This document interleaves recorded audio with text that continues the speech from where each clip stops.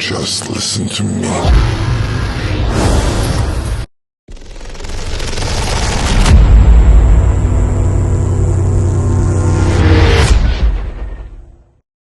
Hello বন্ধুরা, রহস্যময় কালো ছায়ায় তোমাদের সবাইকে স্বাগত। চলে এসেছি আজকে আরেকটা নতুন গল্প নিয়ে। তো কানে হেডফোন লাগিয়ে চলো আমার সাথে রহস্যময় দুনিয়ার রোমাঞ্চকর গল্প শুনতে। গল্প পাঠে আমি পায়েল, ক্যামেরার সঙ্গে রয়েছে ডিজে। শুরু করছি আজকের গল্প। রাজদীপ ও নূপুর 5 বছর ভালোবাসার পর আজ তাদের ভালোবাসা বিবাহ বন্ধনের পূর্ণতা পেয়েছে। তাই বাড়িতে এত অনুষ্ঠান। রিসেপশন পার্টি শেষ, আজ থেকে তাদের নতুন জীবন শুরু। পরদিন সকালবেলা থেকেই বাড়ির সবাই গিফট খোলা নিয়ে ব্যস্ত। বিয়ে বাড়িতে যা হয় আর কি। গিফট দেখতে দেখতে নূপুর একটা সুন্দর প্যাকিং করা একটা বাক্স হাতে নিয়ে দেখতে লাগলো। বাক্সটি খোলার পর দেখলো ভেতরে একটা সুন্দর প্যাকিং করা ব্রেসলেট, মুক্তোর ব্রেসলেট। ব্রেসলেটটা দেখে নূপুরের খুব ভালো লাগলো আর সেদিনই হাতে পড়ে নিল। কিছুদিন ভালো করেই কাটলো সবার। বাড়িতে নতুন বউ এসেছে, পুরো ফ্যামিলি থেকে কেউ না কেউ রোজ আসা যাওয়া চলছেই। কিছুদিন পর রাতের বেলা ঠিক 1:30 নাগাদ নূপুর বাথরুমে যায়। বাথরুম থেকে এসে জল খাবে, দেখে বোতলে জল নেই। রান্নাঘরে গিয়ে জল নিতে যায়। অমনি তার মনে হয় হাওয়ার মতো কিছু একটা যেন তার পাশ দিয়ে গেল। নূপুর থমকে গিয়ে ঘুরে দেখল কিছুই নেই। তার মনে হলো যেন হঠাৎ তার শরীরটা ভার হয়ে আসছে। নূপুর ভাবল এই কয়েকদিনের ক্লান্তির ছাপ পড়েছে, এত খাটাখাটনি, তাই হয়তো শরীরটা ক্লান্ত হয়ে পড়েছে। কিন্তু তার সাথে কি হতে চলেছে তার জন্য সে একদমই প্রস্তুত ছিল না। পরদিন সন্ধেবেলার পরে নূপুর রান্নাঘরে গিয়েছে রান্না করতে। নূপুরের সাথে তার শাশুড়ি মাও ছিল। শাশুড়ি মা চা বানানোর প্রস্তুতি নিচ্ছে আর বাইরের ঘরে রাজদীপ, তার বাবা এবং তার কাকা ক্যারাম খেলছে। নূপুর মাছ ভাজছে রান্নাঘরে। নূপুরের শাশুড়ি চা বসিয়ে বাইরের ঘরে এসে খেলা দেখছিল। চা নামানোর জন্য যখন রান্নাঘরে গেল তখন দেখল নূপুর একাই কার সাথে যেন কথা বলছে, হাসছে, আবার মাছগুলো একাই খেয়ে নিচ্ছে। জানালা দিয়ে কাকে যেন মাছগুলো দিয়েও দিচ্ছে। সেটা দেখে তার শাশুড়ি চিৎকার করে সবাইকে ডাকলো। সবাই এসে নূপুরের এই অবস্থা দেখে তাকে জোর করে রুমে নিয়ে যাওয়া হলো। নূপুর চিৎকার করে কাঁদতে থাকে আর বলে, আমায় যেতে দাও, যেতে দাও আমায়, ও আমায় ডাকছে, যেতে দাও। রাজদীপ ও তার কাকা নূপুরের হাত পা বেঁধে রাখে, কারণ তারা বুঝতে পারছে না যে নূপুরের সাথে কি হয়েছে। তারপর তারা ডাক্তার ডাকে। ডাক্তার এসে চেক আপ করার কিছুক্ষণ পর ওষুধ লিখে দেয়। কিছুদিন এভাবেই কাটে, কিন্তু তারপরেও তার শরীরে কোনো ভালো লক্ষণ দেখা যায় না। সেদিন রাতে সবাই ঘুমিয়ে আছে। ঠিক রাত 2টার সময় রাজদীপ দেখে পাশে নূপুর নেই। সে উঠে সারা বাড়ি খুঁজতে থাকে। হলরুমে যায়, কোথাও খুঁজে পায় না। হঠাৎ রাজদীপ দেখে হলরুমের বাইরের দরজাটা খোলা। রাজদীপ বাইরে বেরিয়ে গিয়ে কিছুটা এগিয়ে গিয়ে দেখে নূপুর রাস্তা দিয়ে একাই হাঁটছে আর কার সাথে যেন কথা বলছে। রাজদীপ দৌড়ে গিয়ে নূপুরের হাতটা টেনে ধরে। নূপুর রাজদীপের দিকে রাগান্য চোখে তাকায়। রাজদীপ দেখে নূপুরের চোখ আগুনের মতো লাল, বিকৃত চেহারা।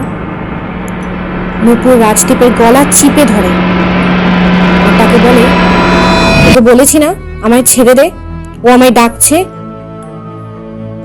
রাজদীপের গলা দিয়ে গো গো আওয়াজ বেরোতে থাকে। তখনই তার বাবা মা কাকারা ছুটে আসে। তারপর নূপুরকে ধরে নিয়ে জোর করে ঘরে বিছানায় বেঁধে রাখা হয়। তখন রাজদীপের মা বলে, রাজ বাবা, বৌমাকে ডাক্তার দেখানো ঠিক হচ্ছে না, ওঝা দেখাতে হবে। রাজদীপ মায়ের কথা মতো এক ওঝার খবর পায়, যিনি ভৈরব মন্দিরের পূজারী। নাম ওনার কাশীনাথ। অনেক অনুরোধের পর উনি নূপুরকে দেখতে আসতে রাজি হয়। এদিকে নূপুরের শরীর দিন দিন আরো খারাপ হতে থাকে। ওঝা 4 দিন পর এসে পৌঁছয়।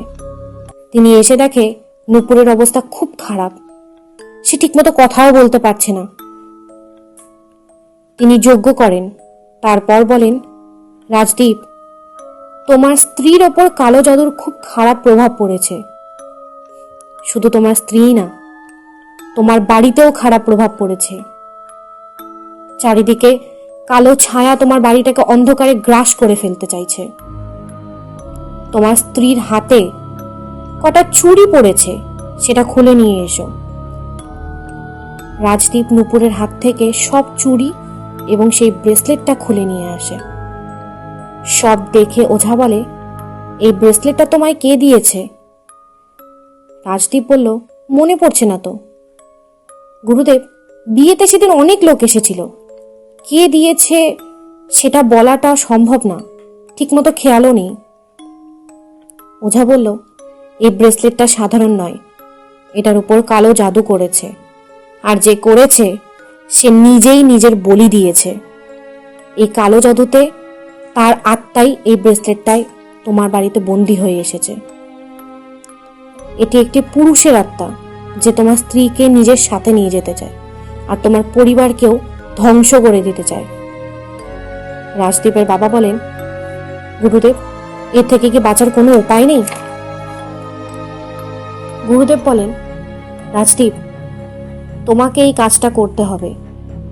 কাজটা কিন্তু খুব খতরনাক, তুমি পারবে তো? রাজদীপ বলল, আমি সব পারবো গুরুদেব, আমি আমার স্ত্রীকে বাঁচানোর জন্য সবকিছু করতে রাজি, আপনি বলুন কি করতে হবে।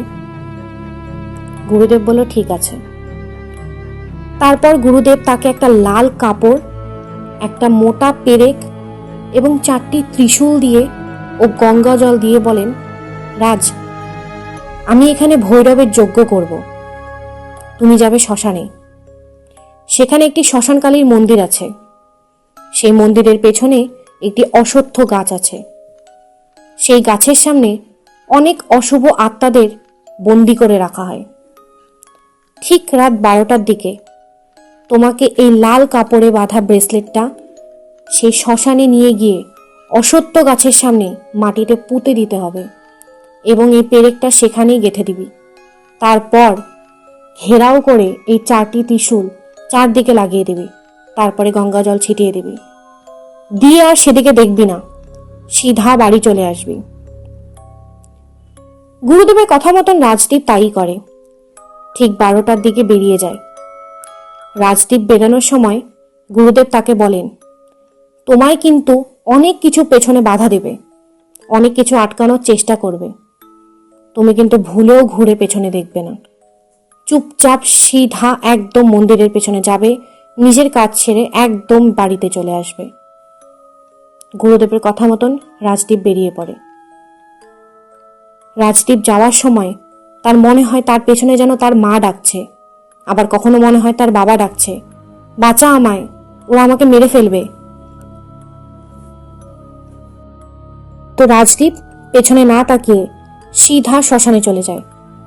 শ্মশানে গিয়ে সেই অশ্বত্থ গাছের সামনে মাটি খুঁড়ে সেই ব্রেসলেট গাঁথতে যাবে, অমনি তার মনে হয় তার পাশে কেউ বসে আছে। সে দেখতে যাবে, অমনি তাকে ধাক্কা মেরে ফেলে দেয়। রাজদীপ জোর করে উঠে আবার মাটিতে সেই ব্রেসলেটটা গাঁথতে যায়। তখনই তার পিঠে কেউ জোরে আঁচড় কাটে। রাজ চিৎকার করে ওঠে।